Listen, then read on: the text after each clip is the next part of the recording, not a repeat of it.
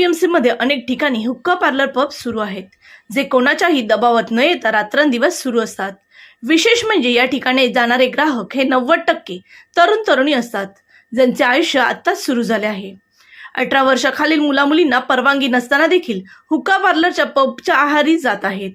यावर कुणाची मेहर नजर आहे असा प्रश्न नवी मुंबईतील सामान्य नागरिक विचारत आहे। रात्रभर चालणारे हे हुक्का पार्लर पबच्या आजूबाजूला नागरिकांच्या जीवाशी खेळ होत असून पोलीस तक्रार करण्यात आली की थातुरमातुर कारवाई करत विषय संपून टाकतात।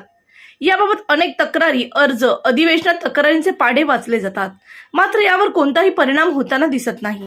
नवी मुंबई आयुक्तांकडून नागरिकांना मोठ्या अपेक्षा असताना देखील त्यांच्या नजरेखाली हे व्यवसाय बिनधास्तपणे सुरू असल्याने आयुक्तांना अंधारात ठेवून हे व्यवसाय सुरू असल्याचे बोलले जाते। मात्र या बातमीद्वारे आयुक्तांनी याबाबतची दखल घेत कडक पावले उचलावी अशी अपेक्षा नागरिक करत आहेत। आयुक्तांनी यावर वेळीच कडक कारवाई करून या अनधिकृत चालणाऱ्या हुक्का पार्लरवरती नियमांचे काटेकोरपणे पालन करण्यासाठी संबंधित पोलीस ठाण्याला आदेश द्यावेत, अन्यथा नवी मुंबई शहराची फ्लेमिंगो शहर हे नाव पुसले जाऊन नशेचे शहर म्हणून नवीन ओळख निर्माण होईल।